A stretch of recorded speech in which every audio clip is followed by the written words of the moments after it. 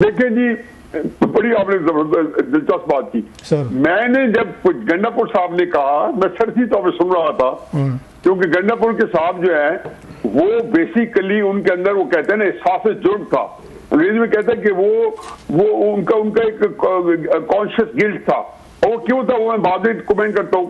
मियां वाली का जलसा उन्होंने किया तो मैं हकीकत ये है कि मेरे दिल में यही आया कि तहरीक इंसाफ को फिर दौड़ लग गया। देखिए अब ये बड़ा है कि गंडापुर जिसकी भी गेम कर रहे हैं, अगर इमरान की कर रहे हैं तो फिर उनके लिए वो नादान दोस्त है, अगर किसी और की कर रहे हैं तो बहुत ही कमाल मुहारत से वो कर रहे हैं कि वो बेसिकली वो जो था ना शोर शराबा होता है एक बड़े शहर में, फर्क के जलसा लाहौर में हुआ है। जलसा मियां वाली का भी यही 8-10 हज़ार होगा, जो मियां वाली के लिहाज से तारीखी होगा, लाहौर के लिहाज से 8-10 हज़ार के जलसा जो कोई बात नहीं थी। लेकिन आप मत भूलें कि जब जलसा हो रहा था लाहौर में, इस्लामाबाद में, तो शहर के अंदर एक थोड़ा बहुत इताश था। एक मेरे आप जितने मियां वाली में करेंगे तो पूरे मियां वाली में इताश होगा। अब मियां वाली के अंदर जंगल में मोर ना जा किसने देखा, ये हकीकत है कि ये कमाल मुहारत से जो है वो इमरान खान साहब के को यही बताना चाहते थे कि हम एहतजाज कर रहे हैं, जलसे कर रहे हैं, और साथ ये भी। अब दूसरी मैं बात बताएं कि गंडापुर साहब, जब मेरी दिलचस्पी ये थी कि गंडापुर साहब पेशावर से किस वक्त निकलते हैं। रऊफ साहब पेशावर से गंडापुर जो है 11:15 बजे निकला। अब आप माशाअल्लाह वो कहते हैं हमारी जबान में कहते हैं सराइकी में कि सड़कें तो सारियां झागी हुई हैं, सारियां आपने नाप भी तोली हुई हैं सर। आप पेशावर से निकले मोटरवे पे से आए तो 5-6 घंटे का सफर है। 6 घंटे का 1 बजे आपको 6 घंटे 6.5 घंटे आप लग जाते हैं। ज़ाहिर बंदे जो हमारी उम्र के बंदों ने घंटे 1.5 घंटे का ब्रेक भी करना होता है, तो वो बंदा जब निकला तो उसका मतलब वो 6 बजे लाहौर पहुंच जाता है। या काला शाह काकू भेजा वो पहुंचा तो मेरे नजदीक बड़े जल्दी पहुंच गया, और हालांकि वो बड़े रैली में आना था तो वो उसमें वक्त से पहले पहुंच गया। जब 5:30 काला काकू के करीब वो ट्रकों का जो है वो की भरमार थी ट्रकों की, तो जो आगे से तो उनको जान शीशे तोड़ के सिर्फ वो कहते हैं कि एक होता है ना, एक अपने आप का शो करना, लाइव खबरें दिखाना, क्लाशन को, ये बिल्कुल एक टोपी ड्रामा था, एक इम्प्रेशन था। असल में क्राइसिस ये है कि पीटीआई इमरान की हद तक, उनके सोशल मीडिया की हद तक और परसेप्शन मैनेजमेंट में एक साइज इजाद कर चुकी है। लेकिन अगर गंडापुर ये समझे कि वो परसेप्शन में साइंस इजाद करे उसका इस्तेमाल कर पाएंगे तो नंगे रहते, इसलिए पीटीआई वाले इन्हीं के ऊपर जो है शराब ताजी करे अंदर से तरीके गंडापुर साहब का ताल्लुक है। तो गंडापुर साहब जो है वो रियासत अगर उनके पीछे खड़ी हो या सर्विस उनके पीछे खड़ी हो तो वो कुछ भी अफोर्ड कर सकते हैं। वो गुल्लू बट बन के तो आगे मालटाउन में 14 बंदे भी मार के जा सकते हैं, कोई उनके ऊपर जो है ट्रस्ट से मस नहीं होगी। ये हमने वैसे काम तो गुल्लू भट्ट वाला हुआ है, न्याय साहब आपने बड़ा अच्छा याद दिलाया।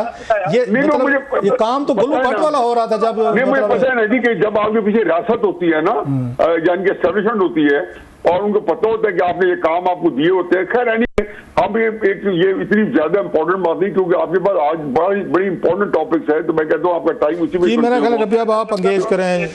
न्याय साहब आपने बड़े अच्छे तरीके से लाहौर और पिंडी का जो जलसा था, सो हम पिंडी से भी कुछ ज्यादा उम्मीदें ना रखें। बॉटम लाइन इज पिंडी से बहुत उम्मीदें रखें। पिंडी में इमरान खान देखे ना, फसाद करने के लिए आपको 4-5 हज़ार बनना चाहिए।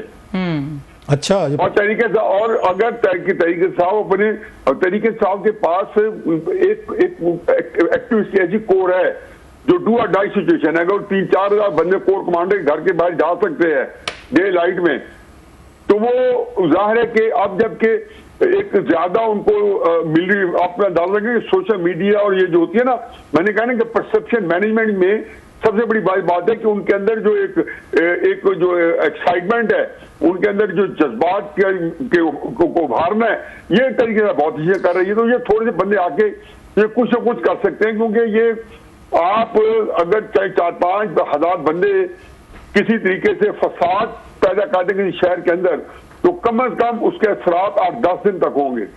तो पिंडी के जलसे से मुझे ये है कि जब सुप्रीम कोर्ट के ऊपर नीचे बहुत सारी चीजें हो रही होंगी, क्योंकि एस्टेब्लिशमेंट को के इस वक्त वसाइल जो है हर नए दिन जो है उनके काम बढ़ा रहा है, और वो काम ऐसे हैं कि सारे को अर्जेंट उन्होंने फिक्स जो उनको एड्रेस करना है। और सुप्रीम कोर्ट जो है एक अरसे से उनकी वजह नजर है। वैसे तो पीछे जब से आसम मुनीर साहब आए, पहले बंदियाल साहब की कोर्ट एक लिहाज से थी, और जब काई साहब आए तो काई साहब को मार्जिनलाइज करके उनकी कोर्ट एक और तरीके से सारा कुछ जो गुस्सा है, तो आपने देखा नहीं कि जो साहबा के 6 जजेस के खतूत और ये सारों की आप जी बिल्कुल, it is long history. Supreme court पे ही आ जाते हैं न्याय साहब। ये जो सुप्रीम कोर्ट का फैसला आया है और जिस तरीके से 70 सफात पर मुश्तमिल और जिस तरीके से इलेक्शन कमीशन के रोल को बिल्कुल डूबियस, डाउटफुल और क्वेश्चन कर दिया गया है हर एस्पेक्ट से, और इसके अलावा कहा गया कि हक दें जो मखसूस नशिस्तें हैं इलेक्शन कमीशन वो PTI को दे, और फिर जो इख्तिलाफी नोट लिखने वाले थे उनके ऊपर भी, तो मजमूई तौर पर इस फैसले को किस तरीके से देख रहे हैं, इसका क्या इम्पैक्ट होगा इस टाइम पे? देखिए जी, मैं सुप्रीम कोर्ट का मैं इन सारी चीजों को आपस में कनेक्ट कर रहा हूं। पहली बात यह है कि मैं ये कह रहा हूं कि सुप्रीम कोर्ट का फैसला जो है ये इमरान खान साहब को जो 11 मई को जो था good to see you Amrita Banjal साहब से, और आप कैसे हैं और सब कुछ के बाद जो अच्छे जस्टिस दिए गए, प्लेजेंट्री जो एक्सचेंज की गई, और उसके बाद अगले दिन इस्लामाबाद हाई कोर्ट के अंदर, तो उसके बाद फिर पूरा तसलसल आ रहा है। जितने इमरान खान साहब के केसेस गए उनको इस्लामाबाद हाई कोर्ट जैसे एक जिसको कहने पूरा एक के पे हो गया था, और उसमें साफ पता चलता था कि वहां पे अफसल शड़ को मुंह की खानी पड़ेगी, रियासत को मुंह की खानी पड़ेगी। अब उसका आप आगे सुप्रीम कोर्ट के अंदर उन्होंने फैसला जो किया उसके ऊपर मैं कमेंट दे दूं कि बहरहाल ये फैसला जो है, चाहे इसमें जैसे मुंशी अली शाह साहब जैसे जज क्यों ना हो, एक बात तय है कि इसमें एक बात तय है कि इस फैसले के अंदर उन्होंने तजावज किया है। मैं ये भी नहीं कहता, मैं कहता हूँ कि जी कराई से ये है कि अगर उनको पता चल अंदाजा हो गया, क्योंकि ये सारे लोग बहुत ही अक्लमंद हैं और कानून वाले हैं, इसमें आईन और कानून से ज्यादा सो ये पता चल रहा है कि सिस्टम को बिल्कुल डिरेल होने से कैसे बचाना है। उसलिए जरूरी है कि सुप्रीम कोर्ट ने कुछ स्पेस देनी है। मैं नजरिया जरूरत की बात नहीं कर रहा हूँ, लेकिन स्पेस देनी है। लेकिन आप ये स्पेस देने के बजाय आप एक ओवर रीच करें। बस आज के फैसले में जो मुझे मिली है स्क्रिप्ट उर्दू में ट्रांसलेशन के साथ जरूरत है, एक फिक्रा मैं आपको बताता हूँ। उन्होंने कहा जी कि अगर आईन और कानून तंग नजरी में बनाए जाएंगे हम भी फैसले तंग नजरी पे करेंगे। अच्छा, ये जज डॉक्यूमेंट नहीं हो सकता। I agree. ये यकीन मानो कि मेरा दिल दहल गया कि हमारे सुप्रीम कोर्ट के और वो जज जिसके जस्टिस मुंशी अली शाह जैसे बंदे बैठे हों। मैं बता दूं कि मंसूर अली शाह पाकिस्तान की हिस्ट्री के बहुत बड़े जजेस में से है। काजी फायद ईसा, मंसूर अली शाह ये आम जजेस नहीं है। ये बार बार आपको ऐसे इस कैलिबर के इस बंदे बार बार नहीं मिलते। तो अब जब ये हो गया कि ये जजेस का भी लेवल ये हो गया, और मैं आप पे वो सोच पे आ गए कि जैसे साकिब सार कहते थे कि मैं आज बहुत गुस्से में हूं। कभी जज भी गुस्से में होता है, आज मैं नहीं छोड़ूंगा। कभी वो जज भी तय करके बैठा होता है कि मैं आज नहीं छोड़ूंगा। ये सुप्रीम कोर्ट का कह रहे। फिर जब बात यह कि आप दोबारा एप्लीकेशन दिला दें, आप कहें जी कि हम खुद का है कि तहरीक इंसाफ की एप्लीकेशन पे आपने फैसला नहीं किया, आम हालात में करना चाहिए था। लेकिन इतने गैर मामूली हालात थे जो आपने कहा कि मामूली आम हालात में करना चाहिए, मामूल के मुताबिक करना चाहिए था कि पहले तहरीक इंसाफ की दरखास्त में फैसला होता। आपने वो शहजोब का कमल जो है और सुन्नी ताक कौंसिल की सीटों से होते हुए तहरीक इंसाफ को सीट दे दी। फिर बात यह कि कैसे अज्यूम कर दिया गया कि वोटर ने तहरीक इंसाफ को वोट दिया, भी जो दिया वोटर ने तो तहरीक इंसाफ को दिया। कैसे मान कह सकते हैं? मतलब जब एक बात तय हो गई कि बहुत सारे उम्मीदवार वहां आजाद लड़ रहे हैं और कई जगहों पे तो तहरीक इंसाफ में 3 दिन उम्मीदवार थे, यानी कि जो अगर झंडे को और उसको कहते हो तो वहां तो 3 दिन उम्मीदवार थे, और भी कई उम्मीदवार थे जिन्होंने उठाए हुए थे। अच्छा न्याय साहब, ये बताएं आपने बड़ा कंप्रिहेंसिवली इस पे बात की है सर। आपने दोनों जजेस साहबान की तारीफ की, हम भी करते हैं। काजी साहब हो गए, जस्टिस मंसूर साहब हो गए, बाकी भी ऑनरेबल बड़े जजेस हैं। लेकिन क्या ये जो इस वक्त कन्फ्लिक्ट नज़र आ रहे हैं, माजी में भी हमें नज़र आते, मैं at least I am not surprise, हमने माजी में भी देखे हैं 2-2 सुप्रीम कोर्ट, तो आपको याद होगा 2-2 यहाँ अदालतें लगती थी, एक साइड पे चीफ जस्टिस सजाद अली शाह साहब की कोर्ट होती, दूसरे में मेरा जस्टिस मियां अजमल साहब थे, वो लगाते थे, एक बेंच ऑर्डर करता, दूसरा उसको वो कर दे, रिवर्स कर देता, सारा दिन ये चलता रहता था। मैं 96-98 की बात कर रहा हूँ सर। तो उसी तरह का सिलसिला तो अब हम देख रहे हैं, ये तो बनने वाला है सर। जिस तरीके का काजी साहब और जस्टिस मंसूर साहब एक दूसरे के सामने आए हैं और जितने बुरे तरीके से डिवाइड हुए judiciary openly after a long time, इसमें किसको ब्लेम करेंगे आप? किसको इसमें? हुकूमत तो बड़ी खुश होगी कि ठीक है जी के उन्होंने काजी फैज़ ईसा साहब को अडॉप्ट कर ले, इमरान खान साहब बड़े खुश होंगे, उन्होंने बाकी जस्टिस मंसूर साहब के पीछे खड़े होंगे। पॉलिटिशियन तो बड़े खुश होते हैं, जुडिशरी लड़े, सहाफ़ी लड़े, जर्नल लड़े, पार्लियामेंट लड़े, उनको तो लगता है कि हमारा बंदा है, ठीक है इसको सपोर्ट दो।